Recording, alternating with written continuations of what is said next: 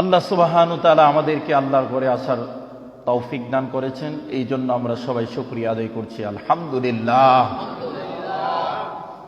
লক্ষ কোটি দুরূদ আর সালাম বিশ্ব মানবতার কান্ডারি, দু জাহানের বাদশা, নূর নবী, জিন্দা নবী, হায়াতুন নবী, নবী মুহাম্মদুর রাসূলুল্লাহ সাল্লাল্লাহু আলাইহি ওয়াসাল্লামের উপর আল্লাহুম্মা সাল্লি আলা মুহাম্মদ وعلى آل محمد كما صليت على إبراهيم وعلى آل إبراهيم إنك حميد مجيد اللهم بارك على محمد وعلى آل محمد كما باركت على إبراهيم وعلى آل إبراهيم إنك حميد مجيد। সম্মানিত প্রিয় উপস্থিতি, আমার মুসল্লিয়ানে কেরাম, আমি পবিত্র কোরআনুল কারীমের 114 খানা সূরার মধ্যে ছোট্ট একটি সূরা আপনাদের সামনে তেলাওয়াত করেছি, যেই সূরাতুর নাম হলো সূরাতুল আসর। সূরাতুল আসর।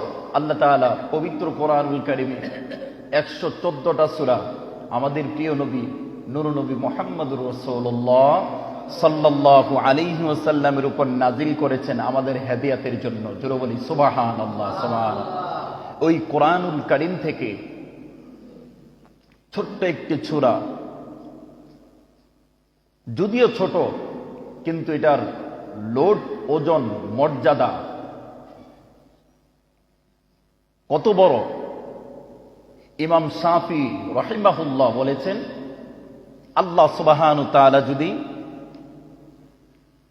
পবিত্র কোরআনুল কারীমের মধ্যে 114 খানা সূরা নাজিল করেছেন, এই সূরাতুল আসর হলো 103 নাম্বার সূরা। 100 কয় নাম্বার সূরা? 3 নাম্বার সূরা। ইমাম শাফি রহমতুল্লাহ আলাইহি বলেন, আল্লাহ সুবহানাহু ওয়া তাআলা যদি 113টি সূরা নাজিল না করে শুধু এই সূরাতুল আসর নাজিল করতেন আর বাকি কোন সূরা নাজিল না করতেন, উম্মতের জন্য, আল্লাহর প্রিয় বান্দার জন্য এই সূরাতুল আসরই হেদায়েত পাওয়ার জন্য, জান্নাতে যাওয়ার জন্য এই সূরাতুল আসরই বান্দার জন্য যথেষ্ট হয়ে যেত। জোরে বলেন সুবহানাল্লাহ, সুবহানাল্লাহ। চিন্তা করে, তাহলে সূরা যদিও ছোট, আয়াত মাত্র 3টি। আয়াত কয়টি? 3। রুকু 1। 114 খানা সূরার মধ্যে এটা হলো 103 নাম্বার সূরা, সূরাতুল আসর। এটা আমরা সবাই পারি না সবাই? সূরাতুল আসর। এই সূরাটা নাজিল হয়েছে মক্কাতুল মুকাররমা, মাক্কিয়া।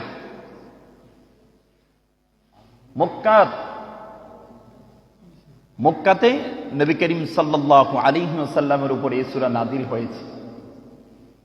এই সূরার প্রেক্ষাপট, শানে নজুল, তাফসীর অত্যন্ত গুরুত্বপূর্ণ, চমৎকার। আল্লাহ তাআলা বিভিন্ন সময় বিভিন্ন জিনিসের কসম খেয়েছেন। সূর্যের কসম, চন্দ্রের কসম, সময়ের কসম। মানুষের একটা তবিয়ত হলো, একটা খাসলাত হলো যে মানুষ কসম করলে সহজে মানুষ কথাটারে কি করে? বিশ্বাস করে, গ্রহণ করে। ঝগড়া লাগছে, কয় আমি এটা করি নাই। যদি কয় যে আল্লাহর কসম আমি করি নাই, তখন কয় যে না, মনে করে নাই, সে কসম কাটছে। ঠিক কিনা জোরে বলেন? কসমকে প্রাধান্য দিল। কিন্তু আল্লাহ সুবহানাহু ওয়া তাআলা এই মানুষের তবিয়ত, মানুষের খাসলাত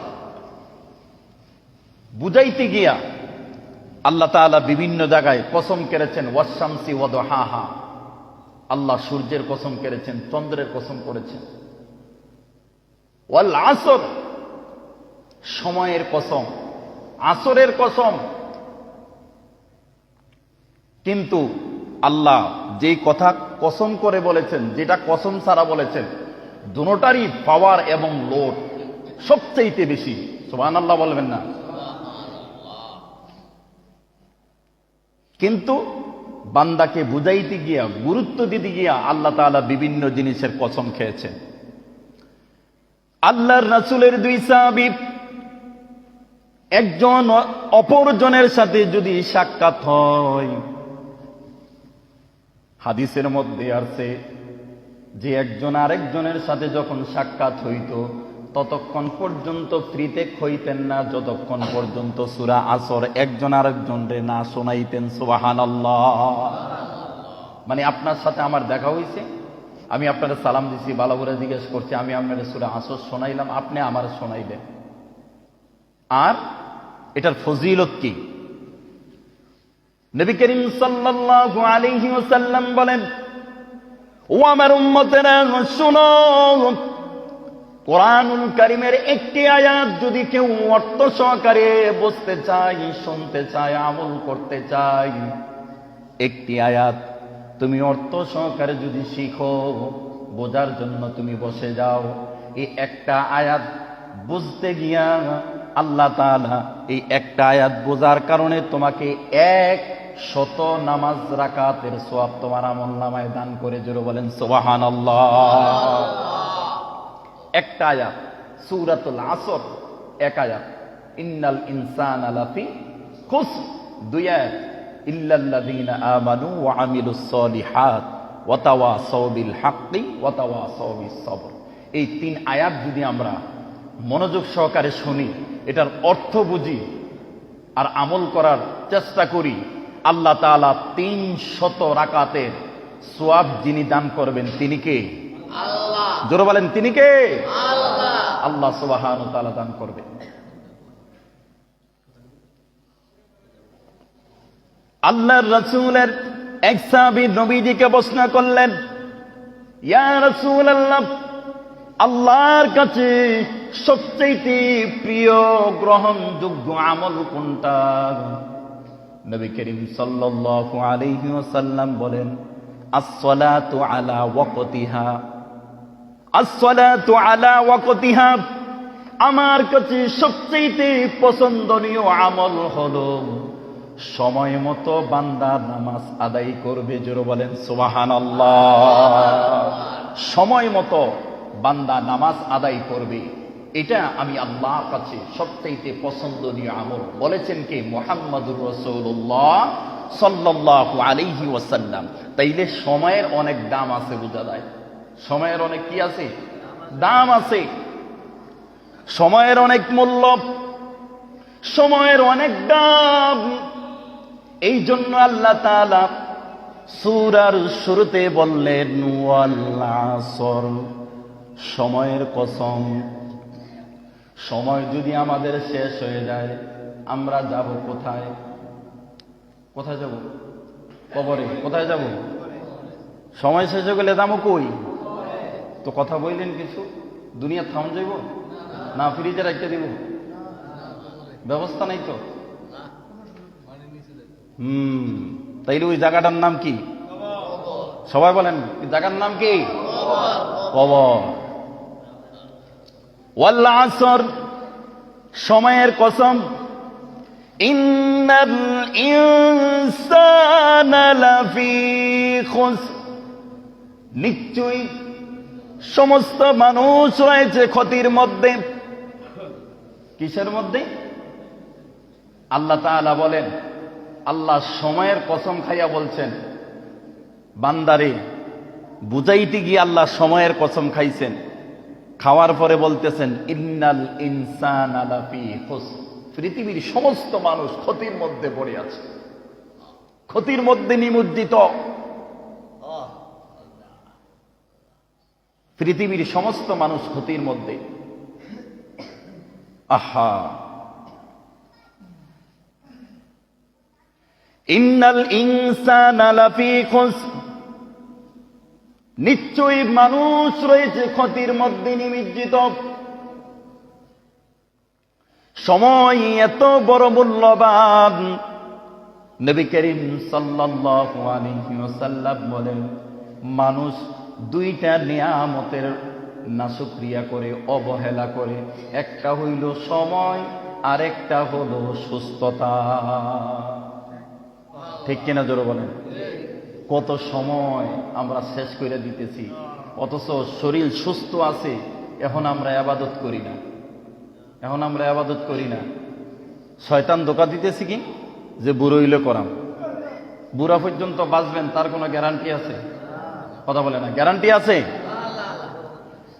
আল্লাহ বলেন, ইন্নাল ইনসানা লাফি খুসর, নিশ্চয়ই মানুষ রয়েছে ক্ষতির মধ্যে, তবে তারা ব্যতীত ইল্লাল্লাযীনা আমানু, আল্লাহু আকবার কোন, ইল্লাল্লাযীনা আমানু, তারা ব্যতীত, ইল্লাল্লাযীনা আমানু, আমি আল্লাহর প্রতি যারা ঈমান এনেছে তারা ব্যতীত। জোরে বলেন সুবহানাল্লাহ। ইল্লাল্লাযীনা আমানু ওয়া আমিলুস সলিহাত, আমি আল্লাহর প্রতি ঈমান এনেছে, আমলে সলেহ, নেকের কাজ করছে। এই হলো 2 নম্বর। 3 নম্বর হলো ওয়াতাওয়াসাউ বিল হক ওয়াতাওয়াসাউ বিস সবর। 3 এবং 4, যারা 1 নম্বর হলো যারা আল্লাহর প্রতি কি এনেছে, কথা বলে কি এনেছে, ঈমান এনেছে। 2 নম্বর ওয়া আমিলুস সলিহাত, যারা নেক কাজ করেছে, নেকের কাজ করেছে। ওয়াতাওয়াসাউ বিল হক, এবং একে অপরকে উপদেশ দিয়েছে ভালো কাজের জন্য, নেক কাজের জন্য। ওয়াতাওয়াসাউ বিস সবর, এবং একে অপরকে উপদেশ দিয়েছে সবর এবং ধৈর্যের। এই 4 কাজ ব্যতীত পৃথিবীর সমগ্র মানুষ ক্ষতির মধ্যে নিমজ্জিত।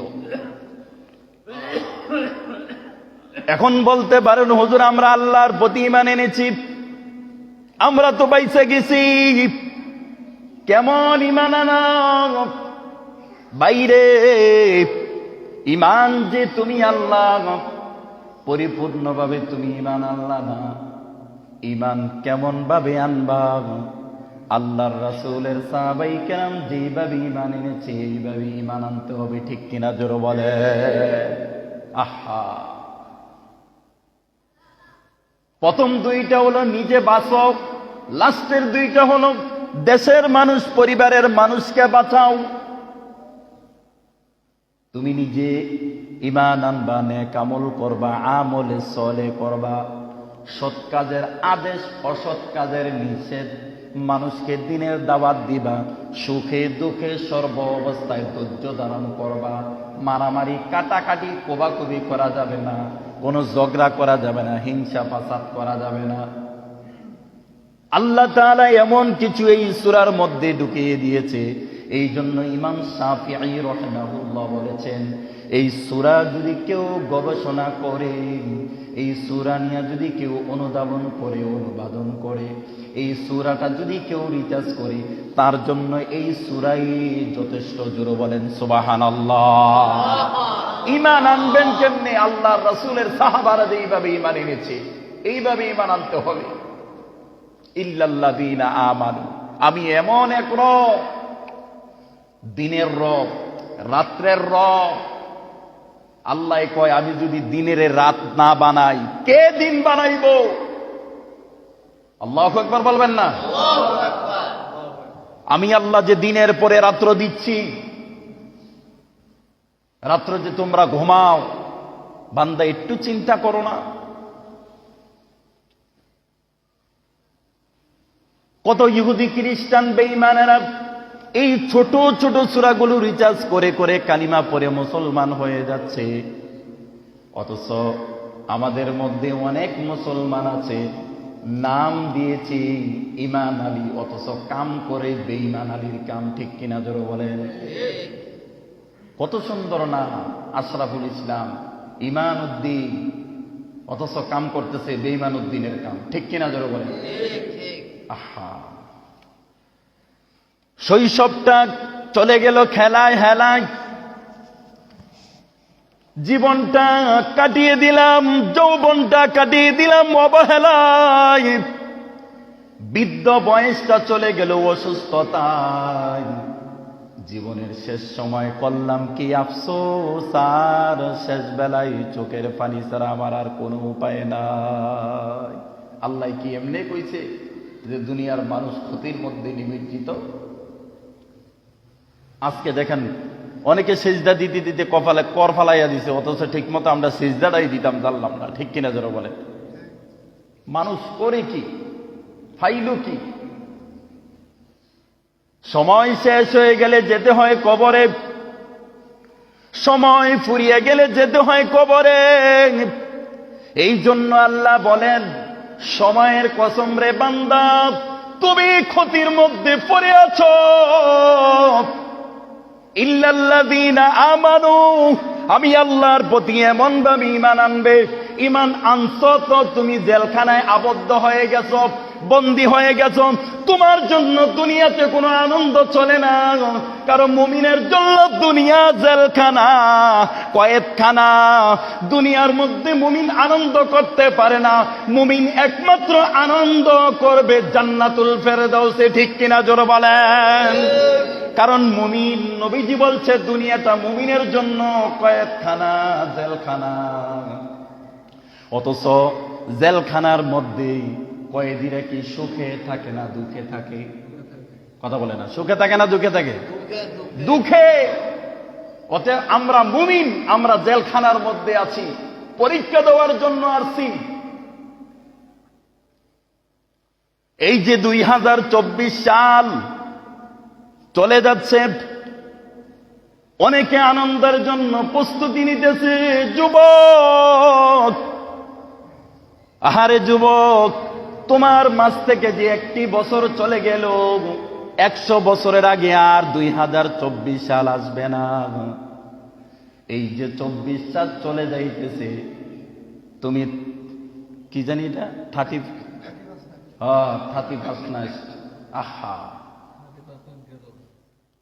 যুবক, মুসলমানের জন্য এগুলো আনন্দ উৎসব নয়। আল্লাহর রাসূলের সাহাবায়ে কেরাম বছর যখন চলে যাইতো, বছর আসতো, শুধু গইরাইয়া মসজিদে নববীতে কাঁদতো আর বলতো, আল্লাহ আমার হায়াত যে তুমি নির্ধারণ করেছো, ওই হায়াত থেকে একটি বছর চলে গেছে, মানে হলো আমার হায়াতের 1 বছর কমে গেছে। ঠিক কিনা জোরে বলেন? হায়াতের একটি বছর চলে গেল, 2025 সাল। আমি হায়াত পাই কিনা জানি না। একটা বছর আমি কি করলাম, বালিশের সাথে মাথা লাগাইয়া চিন্তা করা দরকার। অথচ যুবকরা প্রস্তুতি নিছে, ওই যে 2024 সালের শেষ রাত, 25 সালের প্রথম রাত, বান্দা আনন্দ করবে। বান্দারে নিঃশ্বাস যদি বন্ধ কইরা দেয়, আনন্দ তোমার সব মাটির সাথে ধূলিসাৎ হয়ে যাবে। ঠিক কিনা জোরে বলে? ও যুবক, কসবায় এক যুবক ব্যবসায়ী, ইমামপাড়া এক যুবক কম্পিউটার দোকান। গত কয়েকদিন আগে আমি ট্রেনের টিকিট কাটার জন্য অনলাইনে টিকিট কাটার জন্য ওনার কাছে গেলাম। যাইয়া দেখি ওই যুবকও নাই, দোকানও নাই। মানে দোকান আছে, ওনার দোকান নাই, ওনার দোকান বন্ধ। উনি চলে গিয়েছে। পাশের যে দোকানদার, আমার মুসল্লি, জিজ্ঞেস করলাম, ভাই ওই লোক কোথায় গেল? উনি বললেন, হুজুর আপনি জানেন না, এই তো গত বুধবারের ঘটনা, কালকে বৃহস্পতিবার, তার আগের দিনের ঘটনা কসবা। ওই মুসল্লি বলতেছে, হুজুর উনি তো বাড়িতে চইলা গেছে, হসপিটালে আছে, ওনার 2টা চোখ প্লাস 2টা কিডনি ড্যামেজ হইয়া গেছে। 2টা চোখ অন্ধ, কিডনি দুটোটা ড্যামেজ। অথচ যুবক, কম্পিউটার দোকান। ও যুবক, কার দিকে দৌড়াও? কোথায় দৌড়াও? তুমি মনে করেছ আমরা যেইভাবে ঈমান আনছি এইভাবে আল্লাহ ঈমান আনতে বলে না। ঈমান এমন ভাবে আনতে হবে, আল্লাহর কাছে যখন আমরা সুপর্দ হয়েছি, অতএব আল্লাহ যা কইছে তা মানতে হবে, যা নিষেধ করছে তা ছেড়ে দিবে। এর নাম হলো ইমানদার। জোরে বলেন সুবহানাল্লাহ, আরো জোরে বলেন আল্লাহু আকবার। এই জন্য আল্লাহ বলে তারা ব্যতীত কারা, ইল্লাল্লাযীনা আমানু, যারা আমি আল্লাহর প্রতি ঈমান এনেছে। কেমন ঈমান? গলায় চুরি আসবে, তারপরে ঈমান থেকে পিছপা হবে না। বান্দা ঈমান এনেছে, কোনদিন বান্দা হারাম কাজ, সুদের কাজ কোনো কাজেই যাবে না, বেপরদায় যাবে না, বেনামাজি হবে না। অথচ আমরা ঈমান আনার পরে ওই যে কইলাম নাম হইল ঈমান আলী কাম করতেছে, বেঈমান আলীর ঠিক কিনা জোরে বলে। আল্লাহ এমনি তোমার ঈমান আনতে কইছে, আর এমনি তোমার নেক আমল করতে কইছে। এক বেলা নামাজ পড়লে 4 বেলা পড়ি না, অথচ আল্লাহর রাসূল বলছেন আল্লাহর কাছে সবচেয়ে পছন্দনীয় আমল হলো আস-সালাতু আলা ওয়াক্তিহা। যারা সময় মতো নামাজ পড়ে, নামাজের কদর করে, নামাজের মূল্যায়ন করে, তারা হলো আল্লাহর কাছে সবচেয়ে প্রিয়। সুবহানাল্লাহ বলবেন না? মৃত্যুর পরে যখন তুমি কবরে যাইবা,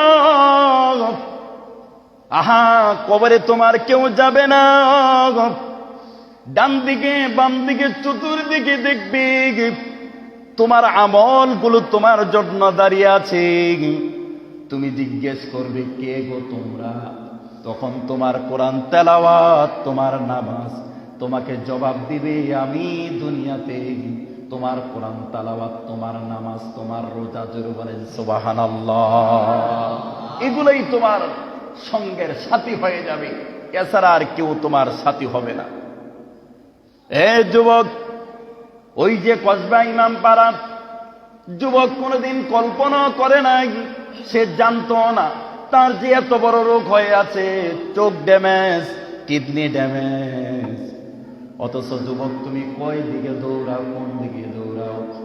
আল্লাহর ভয় অন্তরের মধ্যে নাও না। এই জন্য সূরাতুল আসরটা নিয়ে একটু ভাবো, একটু চিন্তা করো। তাহলে বান্দা তুমি হেদায়েত পাওয়ার জন্য, আল্লাহর জান্নাতে যাওয়ার জন্য এই সূরা আসরই তোমার জন্য যথেষ্ট। জোরে বলেন সুবহানাল্লাহ। ঈমান আনো কার উপরে? কথা কয় না, কার উপরে? আল্লাহর প্রতি ঈমান আনতে হবে। আমলে সলিহান ঈমান আনা অর্থ হইল আল্লাহ যা আদেশ করছে পরিপূর্ণভাবে, গলার মধ্যে ছুরি লাগুক আর না লাগুক, আল্লাহর হুকুম যেটা এটা আমাকে বাস্তবায়ন করতে হবে। আর আল্লাহ যেটা নিষেধ করেছে গলা চলে যাবে। আল্লাহর বিরোধিতা কোনো কাজ করা যাবে না। তাইলে এখন চিন্তা করেন, আমরা যারা ঈমান আনছি, কালিমা পড়ছি, আমরা আল্লাহর বিরোধিতার কাজ করি না করি না? কথা বলে না, করি না করি না? আহা, তাইলে কেমন ঈমানদার হইলেন? কেমন ঈমানদার হইলেন? অথচ আল্লাহ রাসূলের সাহাবীদের দিকে তাকান, তাদের দিকে তাকান, ঘরে ভাত নাই, জিহাদের ময়দানে দৌড়াচ্ছে, ঘরে খাবার নাই, মসজিদে নববীর জমিনের মধ্যে বই গাইতেছে, মানুষ মনে করেছে রুগীলা, অথচ রুগীলা, বেহুশ পেটের ক্ষুধায়। এই জন্য যুবকদেরকে বলি, যুবক, সামনে 2024 সালের শেষ রাত আসতেছে। যুবক, ওই রাত্রে গানের করে যাইও না। হোটেল থেকে একটা বছর চইলা যাইতেছে রে মালিক। জীবনে কত নামাজ কাজা করলাম, কত বেপরদায় চললাম, কত হারাম খাইলাম, কত গুনাহ করলাম। আল্লাহ 24 সাল চইলা যাইতেছে, আল্লাহ মাফ কইরা দাও। আর সামনে 25 সাল যে আসতেছে, আল্লাহ ওই সালটা যেন, ওই বছরটা যেন আমি হায়াত পাই, তোমার গোলামি যেন করতে পারি। আল্লাহ সেই তৌফিক দান করো। সবাই বলেন আমিন। এটা না কইরা আমরা প্রস্তুতি নিতেছি, গান বাজনা করবো, বিভিন্ন পাপাচারের মধ্যে লিপ্ত হব। লিপ্তে যে হইবেন, আল্লাহ যদি আপনার সুযোগ না দেয়, কি বলেন, যদি সুযোগ না দেয়, যে কোন হুজুর যে মরার মরব, আমি অন্তত পক্ষে অহন মরতাম না, পরে মরাম, এই গ্যারান্টি আপনার দিল কে? কথা বলে না, কে দিল? আমি ওই যে যুবকটা ব্যবসায়ী তার কথাটা শুনে আমি জাগাত শট খাইয়ে গেছি। জাগাত শট খাই চোখ দিয়ে কেমনে গুনাহ করেন, কেমনে গুনাহ করেন, একটু চিন্তা করো না বাবা, কেমনে গুনাহ করো তুমি। এই জন্য আল্লাহ বলছে ইন্নাল ইনসানা লাফি খুস, সমগ্র মানুষ ক্ষতির মধ্যে নিমজ্জিত। 4 দল লোক ব্যতীত যারা ঈমান এনেছে, আমলে সলে করেছে, নেক কাজ করেছে, সৎ কাজের আদেশ অসৎ কাজের নিষেধ করেছে, নিজে ইবাদত করেছে, মানুষকে ইবাদতের দিকে ডেকেছে, ইসলামের দিকে ডেকেছে, এবং বিপদে আপদে সব সময় ধৈর্য ধারণ করেছে, আল্লাহর হুকুম আল্লাহর তরিকার উপরে সব সময় সবরে জামিন ধারণ করেছে। অথচ আমরা চেষ্টা করি যুবক, তারপরে নি ফিরে আসো, ফিরা কই আইব, কহুদুর আপনি যতই কইতে পারবেন কওয়ার কোনো কারণ নাই, চুরি কর্ম, নামাজ পড়তে আইছি হিন্দিয়া মসজিদের ব্যাটারি লইয়া গেছে গা, ঠিক কিনা ধরো। আয় হায়, হে বলে আবার মুসলমান, হে বলে আবার ইমানদার, হে আবার টুপিও লাগাইছে, পাঞ্জাবি পরছে, সেজদা দিছে, নিচে দিয়া মোবাইল নিয়ে লাগিয়ে গেছে। আহা, কি উপায় হবে আমাদের? উপায়টা কি হবে? এই যে তুমি মানুষের জিনিসটা মেনে নিলা, এই যে গত জুমাই তো আমাদের এই মসজিদের রাস্তার মধ্যে আমার এক মুসল্লি অটোর ব্যাটারি লয়ে গেছে, নিছে না? কথা বলেন না কেন? নিছে না? এটা কি ফেরেশতাই লয়ে গেছে? কথা বলেন, ফেরেশতাই লয়ে গেছে? আমার মতো জায়গা জুতা ছাড়া আইয়ে বালা জুতা গুলা পাও দিয়ে লয়ে জায়গা, অথবা সিরা জুতা বইরাইয়ে সিরাটি রেখা নতুন ডি লয়ে জায়গা, ঠিক কিনা জোর বলেন? আহা, কি উপায় হবে ভাই? কাটটা খাইলেন আপনি, কার ক্ষতি করলেন? কার ক্ষতি করলেন? কি করলেন আপনি? এটা তো তার ক্ষতি করলেন না, তার রিজিকে আঘাত দিলেন না, আপনি আপনার রিজিকের মধ্যে কুড়াল মারছেন, ঠিক কিনা জোর বলেন? এই যে ব্যাটারি আপনি কয়দিন খাইবেন, কয় টাকা? এটা 30,000 টাকার জিনিস সামনে 2,000 টাকা, 500 টাকা, 1,000 টাকা বেচা লাগে। 40,000 50,000 টাকা দামের মোবাইল 2,000 টাকা নিয়ে বিক্রি করে নেয়, ঠিক কিনা জোর বলেন? আমাদের এই মসজিদের ব্যাটারি পর্যন্ত নিয়ে গেছে। ভাইও, হেদায়াত এত সোজা না, হেদায়াত এত সোজা না। হেদায়াতের রাস্তায় আউন লাগবো, আইলেন আছে আল্লাহর কাছে, চাইলেন আছে আপনার হেদায়াত দিত। আপনি তো নিয়ত করে আইছেন চুরি করবেন, তো দোয়া করলে কি আল্লাহ আপনার হেদায়াত দিব? কথা বলে না কেন? হেদায়াত দিব? আপনার নিয়ত সহি থাকতে হবে। ইন্নামাল আমালু বিন্নিয়াত, নিয়তটা সহি থাকতে হইব।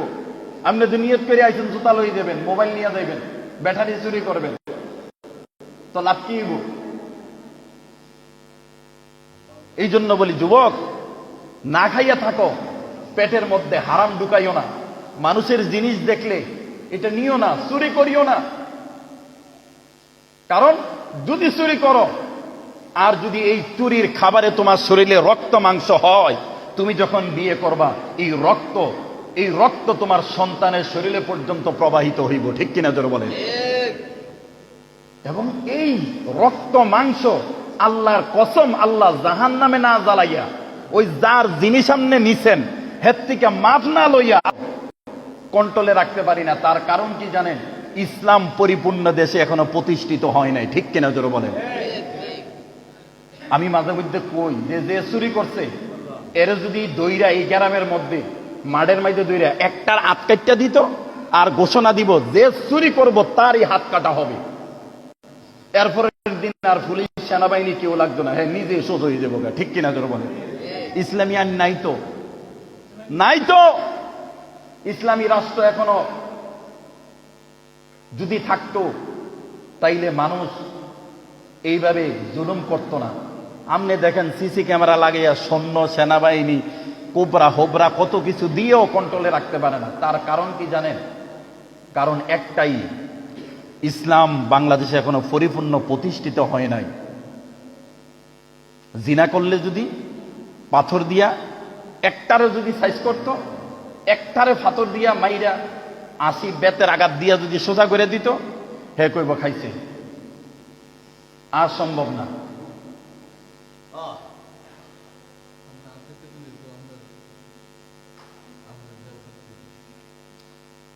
এই জন্য ভাই সময়ের অনেক মূল্য, অনেক দাম। এই জন্য আল্লাহ সময়ের কসম খাইছে, ওয়াল আসর, সময়ের কসম। ইন্নাল ইনসানা লাফি খুসর, নিশ্চয়ই সমস্ত মানুষ ক্ষতির মধ্যে নিমজ্জিত। তবে তারা ব্যতীত কারা? ইল্লাল্লাযীনা আমানু, পরিপূর্ণভাবে আমি আল্লাহর প্রতি যে ঈমান এনেছি, আমলে সালেহ, নেক কাজ করেছে।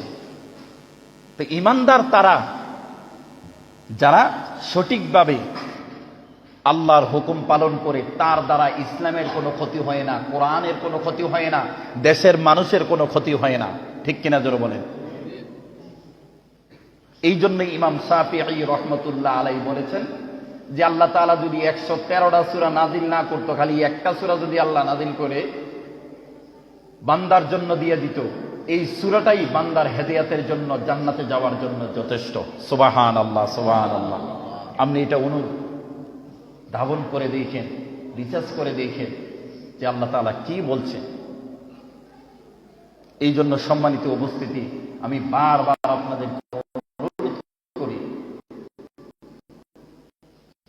আমাদের এই মাঝখানের মধ্যে অনেক যুবকেরা বিভিন্ন পাপাচারের মধ্যে জড়িত। ঠিক কিনা জোরে বলেন? আমি জানি অনেকেই, যুবক, তোমার এই শরীর, তোমার এই সময় অনেক মূল্যবান। আল্লাহ তোমার খুব সুন্দর করে বানাইছে, এইভাবে সময় নষ্ট করার জন্য না, এইভাবে তুমি তোমার জীবনটারে ধ্বংস করে দেওয়ার লাগে না। যুবক, তুমি তোমার সময়ের মূল্য দাও, তুমি তোমার শরীরের মূল্যায়ন করো। কারণ জান্নাতের মধ্যে যারা জান্নাতি হইব, একটা হাদিস শোনেন, যারা জান্নাতে যাইব তাদের কোনো আফসোস থাকবে না, শুধু একটাই আফসোস থাকবে, আল্লাহ দুনিয়াতে যদি তোমারে আরো বেশি রাখতাম, আল্লাহ তোমার গোলামি যদি আরো বেশি করতাম, আল্লাহ তুমি জান্নাতে আমারে আরো উঁচু মর্যাদায় উঠাই দিতা। সুবহানাল্লাহ, সুবহানাল্লাহ। খালি এই আফসোস থাকবো। আর জাহান্নামীরা তো কোনো আফসোস শেষ থাকবে না, তারা নিজের হাত পাও কামড়াইয়ে খেয়ে ফেলবে। এবং যারা জান্নাতি তারা জাহান্নামীদেরকে দেখবে কি যে কষ্টের মধ্যে আছে। এই জন্য ভাই, এগুলার গল্প তামাশা মনে কইরেন না। এই যে সময় নষ্ট করতেছেন, একদিন আফসোস করবেন, ওই কিডনি যখন ড্যামেজ হয়ে যাবো গা, চোখ যখন নষ্ট হয়ে যাবো গা, যৌবন যখন ফুরাইয়া যাইব, তখন আফসোস করবেন। ইচ্ছা করলেও মসজিদে আর নামাজ পড়া রুকু সেজদা দিতে পারবেন না। এমনও লোক আছে, ডাক্তার নিষেধ করছে, আপনি রুকুও দিতে পারতেন না, সেজদাও দিতে পারতেন না। আসেনি এরম লোক? কথা কেন আসেনি?